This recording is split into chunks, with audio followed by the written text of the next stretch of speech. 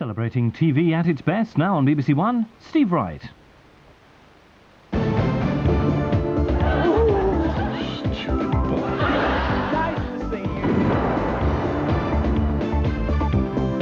So much Snickers. Shut up, you silly move!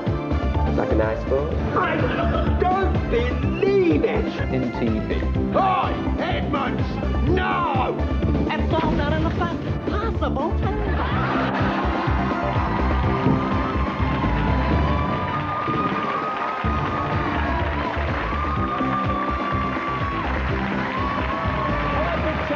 Welcome again to Auntie's TV Favourites, where your wish is my command.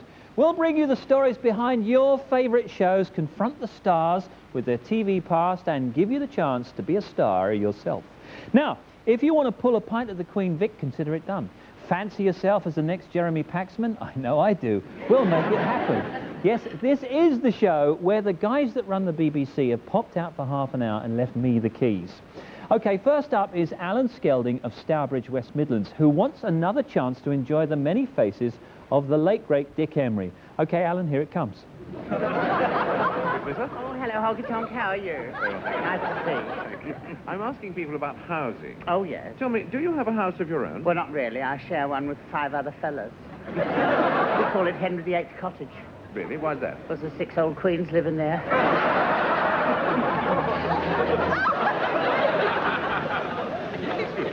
Miss. Oh, miss.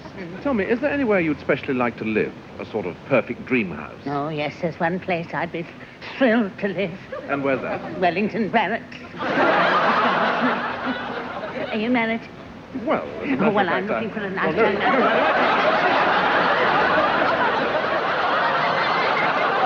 Ah, now, charming young lady. Oh, thank you. Miss, I'm asking questions about the housing problem. Oh, well, it's no problem to me because my uncle's just left me 2 14-roomed houses and I'm thinking of selling them. Well, you are lucky to have a couple of big ones like that. Well, there must be a lot of people dying to get their hands on them. Oh, I like you. Oh, yeah. Well, now, here on Auntie's TV Favourites, we've been tracking down the TV stars of yesterday to find out just where are they now. 10 years ago, our first guest was the Chris Evans of his day, except he didn't mind getting up early and working Fridays. He was a party animal who was never far from the headlines.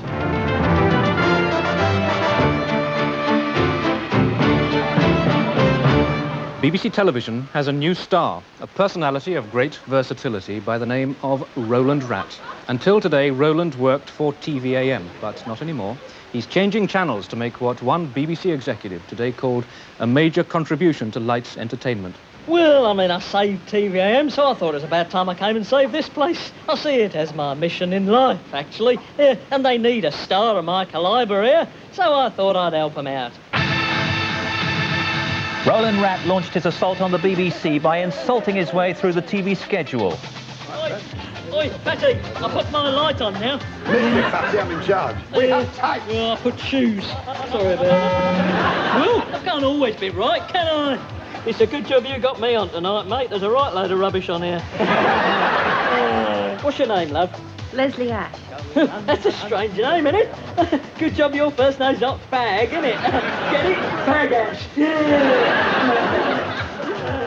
He was a superhero, a noted actor of period drama, and an accomplished chat show host, knowing exactly how to butter up his guests. I must admit, I never miss an episode of EastEnders.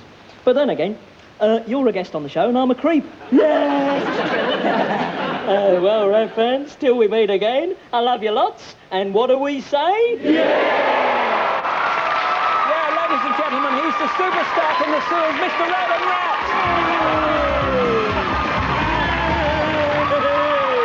Thank you, Red fans! Roland, how are you and where have you been? Oh, I'd like to say what a privilege it is to appear on this show. I'd like to, but it's not.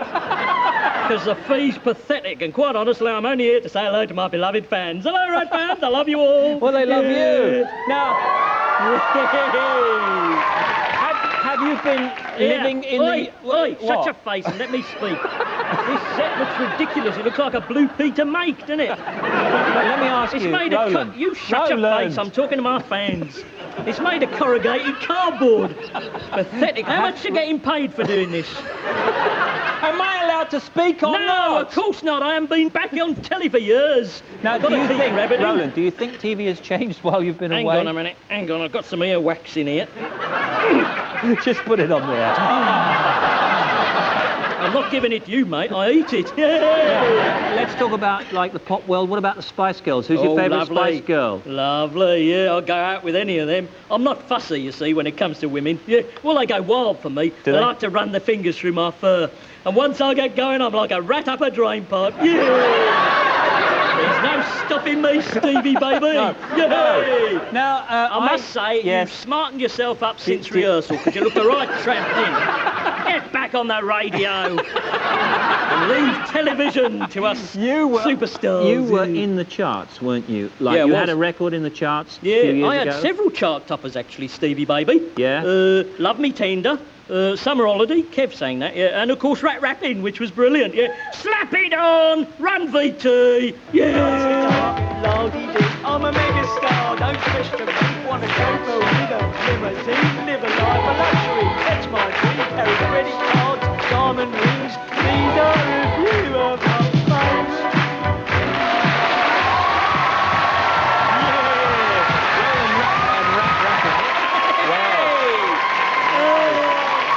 Look at the state of him there, dear. I think you oh looked dear. better than I did, Roland. You were always at the forefront of fashion. Now, listen, what does the future hold for Roland Rat?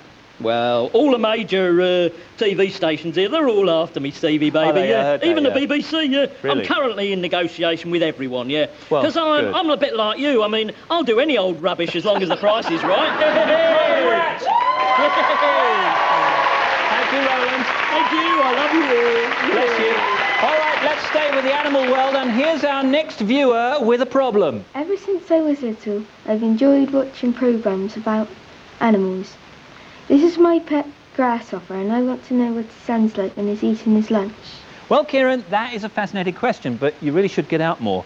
Anyway, let's take a trip to the BBC Wildlife Unit in Bristol to uncover the secret sounds of the animal kingdom. Kieran Denman is just wild about wildlife. Whether he's charming the birds in the trees or getting heavily into his own jungle book, all creatures great and very small fascinate him. He likes to think himself into their world. So what, for example, would Corky the grasshopper sound like if anybody was paying attention? It could be a sort of noise, or it might be chewing fast, so it could be a noise. Ah, but which is it? That's the challenge. And Kieran's trail leads straight to BBC Bristol, exactly the right place to find the answer. For 40 years, the BBC has poked its lenses into the private life of every bit of nature going. But the sounds you hear from these natural celebrities are not all they seem, because you can't always get close to the action. Some animals are just too dangerous or too fast. Kieran discovered the truth when he met prize-winning filmmaker Paul Appleby. This polar bear, for example, was filmed from a great distance away because they're very dangerous, and it was filmed in a howling gale. Now, you wouldn't hear what that polar bear was doing, so we have to recreate the sound of it by the simple use of a glove filled with custard powder. Yeah, after the leaf. This is what it sounds like. Can you imagine that's a polar bear walking through snow directly towards you? So, it's all done with custard powder. The next shot comes in this famous scene. You think you're listening to the Kingfisher? Well, you're not. What you're actually hearing is sound effects wizard Carolyn Goldsmith, and the closest she gets to wild animals is her pet dog. She doesn't try to reproduce the natural sound, she's never heard it, so she simply makes it up.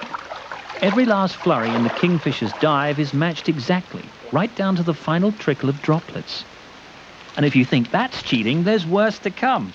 Things that don't even have a real sound, like these speeded up shots of a bramble growing, have noises added that Caroline just hopes will seem right to the viewer. Leaves moving while it's growing. The undergrowth comes alive with a duet on cabbage and leafy twigs. By now, Kieran's getting into the spirit of the deception. You want a mouse-eating wallpaper? Scratch an egg box. A bird in the garden? Flap the gloves about. A fly having a snack? Stick your finger in an orange. And the fly becoming a spider's snack? Crunch up some cellophane. So what does Corky the grasshopper actually sound like then? I bet it sounds like this when it's eating. It probably does sound something like that, but what we do is we actually use the cabbage leaf again, and you just, in time. That's my grasshopper.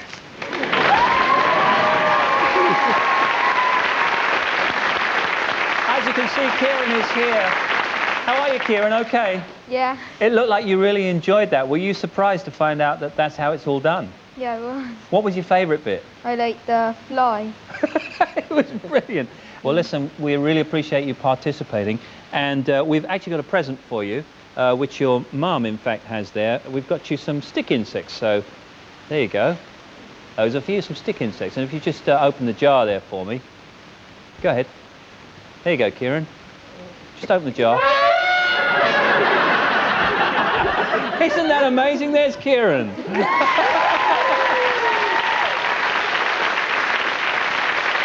Tonight's star guest has been the queen of TV comedy since the 1950s. She's worked with all the greats and Tony Blackburn. Here's the last 40 years of her life before your very eyes. Oh, Ron, I do love you. Oh, me too, you. I think about you all the time. Even this afternoon when I was pumping up my bike, the pump seemed to go, Oh, Ron, I'm so happy. Let me go! Don't touch me, please! Kiss me, violently and passionately. Madam, oh, naughty madam, please! Madness! Oh, this is worse than Peyton. Please! Please! Kiss me, bite me. What? Bite me. Oh, I can't, dear. I'm a vegetarian. Ladies and gentlemen, if you please, I have an announcement of great interest to you all. Nobody move, I am a police officer. Get your hands up.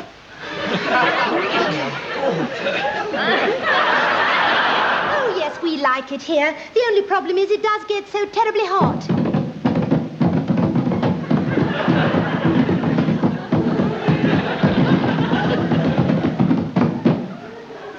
And because of the heat, one gets quite exhausted. I understand, yes. I calculated that in the 23 years we've been in this house, I've made breakfast in this kitchen 7,544 times. Righty. No wonder you're looking tired. Darling. Oh, darling. Poor darling. Oh, thank you, darling. You're more my style. Mellow. Full-bodied. Fruity. Mature. Oh, do stop before you get to vintage.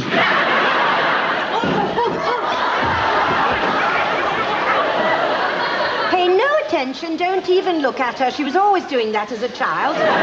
What you two don't seem to realise is that inside of me, there's a thin person just screaming to get out. Just the one, dear. You're beautiful. And I love you. This time we almost sang out. It's Auntie's favourite auntie, June Whitfield.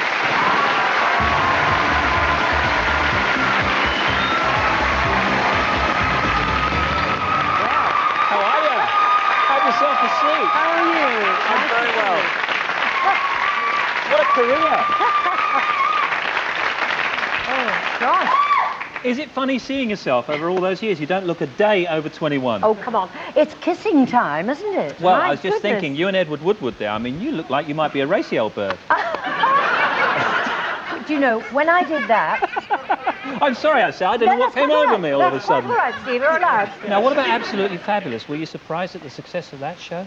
Oh, I think everybody was surprised, including Jennifer, who wrote it. You know, she thought it would have a success just amongst a certain crowd. But, yeah, I think everybody was surprised and delighted. See, I always, like, watching you all these years in Terry and June, I mean, I, like many millions of others, actually thought you were married to him. Yes, quite a lot of people thought that. It's tragic, that, in its own way, isn't it? No, but we did occasionally have little mistakes. I mean, if I was being collected in a car in the morning to go filming or something rather early, and my husband, Tim, would answer the door, and the driver, about halfway down the road, would say, I quite expected Terry Scott to answer the door. I said, well, I'm sorry, you know, it's just, here's the other chap. Listen, you're going to stay with us a while longer, yes? Please. Please do. Don't go away.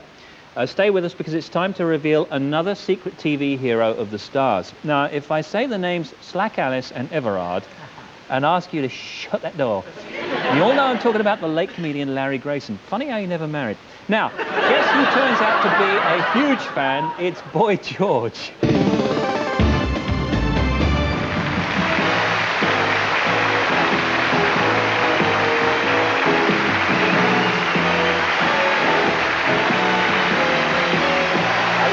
I remember Larry Grayson from when I was at school because everybody used to call me Larry Grayson. So by rights, I should actually loathe him. Seems like a nice boy.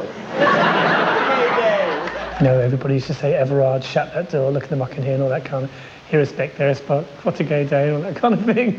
So I kind of had that all through school, really. This is going to be kind of good, I think. It was just the way that he made you laugh by just being himself. I woke by up this morning, saying really silly things. I felt as limp as a vicar's handshake. Not particularly political or profound, but they were just amusing. I got it all down this side. I particularly like it when he used to sort of come on and sort of touch the microphone and go, come on, I can hear, stuff like that. Place is alive. You know, when I see stuff of him now, it just cracks me up and it really puts me in a good mood. Usually I go to the seaside, you know, with Slack and Everard and all that lot, but I had such a terrible time last year. I went to Margate, and of course, Slack, she loves the fairground and all that, and I can't be doing with it. I mean, she lives on those chaeroplanes. She's mad about the Big Dipper, and she's not alone, but I thought, well... He used to wear sort of those kind of really horrible sort of Brian nylon suits. I don't care. I think you can wash them in the machine. Sort of clothes that you could just chuck in the machine and they're sort of outlive cockroaches. But I think that was all part of the appeal, that it was just sort of, it was meant to be really normal, but it wasn't normal. It was kind of normal with a bit of a twist. And it was just everything about him, his physical stance, the fact that he was really thin, and he was a particularly attractive man. And he had a real kind of Jack Frost nose, and the glasses, and he kind of sent himself up. Richard here, you know, Richard, he seems like a nice boy. He seems to... There's a kind of showbiz lovey camp. I was with him in Showboat. But I think Larry Grayson was kind of one step beyond that. It had his own kind of energy, and it was just a bit more pointed, I think. Don't forget to write. Go back there now, Flash. I just thought that it was good that there was someone like him on telly doing what he was doing. Have a great enjoyment, please. Well, put your hands on your side, please. Oh.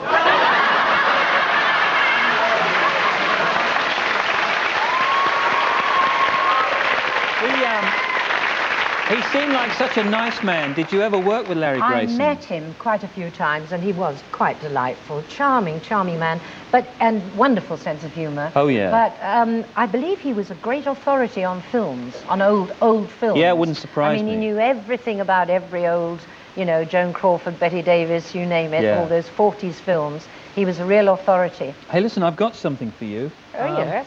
What have is you that, ever seen, June Whitfield, myself? have you ever seen this before? No, I don't think so. I think you're lying to me, old friend. Go on. What? Have a look at this. Do you like my beads? Oh, I love your beads. You like beads? Oh, I love Oh, beads. do you? Oh, I beads. adore She beads. loves beads. I'm mad. Oh, you adore beads? Oh, loves beads, yeah. Well, I wear a lot of love jewellery, Yes, you see. so we see, yes. I wear some at the front Yeah. and some behind. Yes, I bet you like a bit on the side.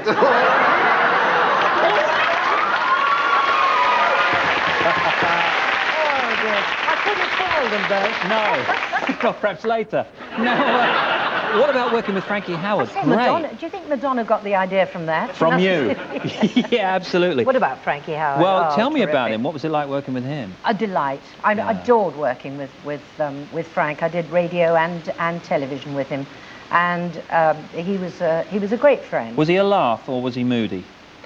He was very serious. Was he? But being No. serious. But being, Oh, no. Oh, yes. Oh, silly woman. Yes, he was.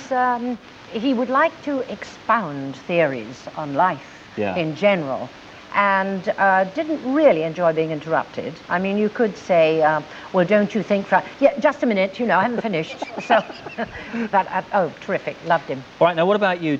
To your knowledge and to your recollection, have you ever played royalty? Played royalty? Yeah. On the radio? On the television? On the television? May I refresh your memory? Oh, not again. The Zablovian ambassador's coming to dinner and the chef's gone off. So I sent out for some bird's eye chicken pies. They're sure you can't tell them from homemade. Same light short crust pastry and lots of good meaty chicken. Of course, I shall tell them it's bird's eye. Prishna Krasnakai? Ishnida. Bird's eye chicken pie. It can make a dishonest woman of you. That's going back a bit. Yeah, well, as I say, it's still at the same. Thank you very much, June Whitfield.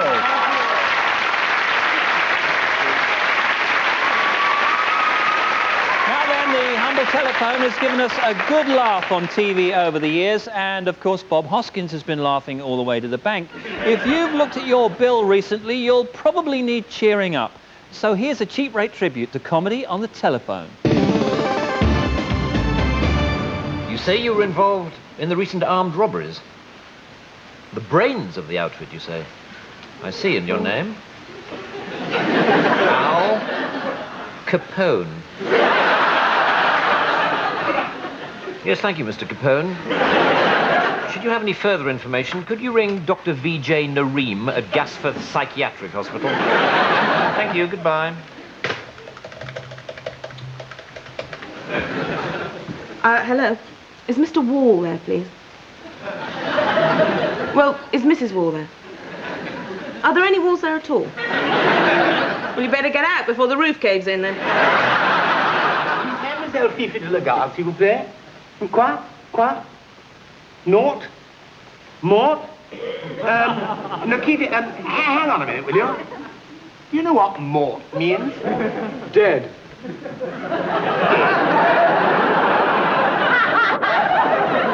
Well, that's a bit much. Mercy. What a rotten bit of luck. You know, she was a real swinger, that girl. Hello. Captain Blackadder speaking. No, I'm afraid the line's very... Hello? Hello, Captain Blackadder, hello?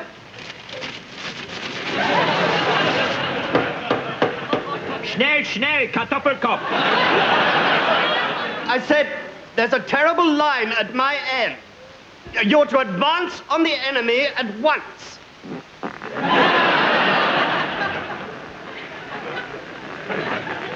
A wandering minstrel Gale Force 8. No, wait a minute.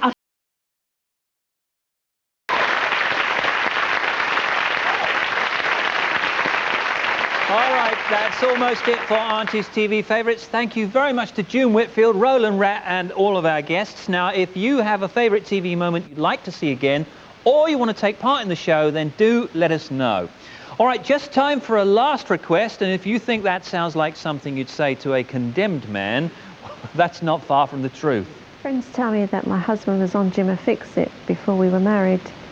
They say he did something very embarrassing, and I'd like to know what. Well, now, Carol is here with her husband, Alan. Now, Alan, I know what you did, and you know what you did, but no one else does yet. Tell us, just before we see the clip, a little bit about yourself. What do you do? I'm part of a team. We utilise the methane from landfill gas. Methane? Methane, yes. And I understand that you run 4 power plants, is that right? Yeah, minor power plants, yeah. So do your friends, like at the power plants, know that you were on this? Well, they soon will do. And what do you think they'll say, other than "you sad loser," when they see this? I certainly anticipate some grief, put it that way. Have you any last words before we wreck your life, Alan? I'm really sorry about this, really sorry. Okay. All right, Alan, now sometimes, of course, it's good to get guilty secrets off your chest. So let's see what it was that you did. And remember, Alan, we're not laughing with you, we're laughing at you. It's Alan with the young generation. Good night.